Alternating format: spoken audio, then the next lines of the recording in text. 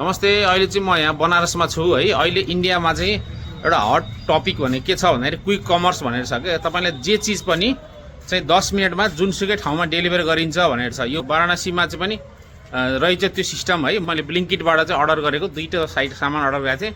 एउटा चाहिँ सनमेलन, एउटा चाहिँ वाटरमेलन।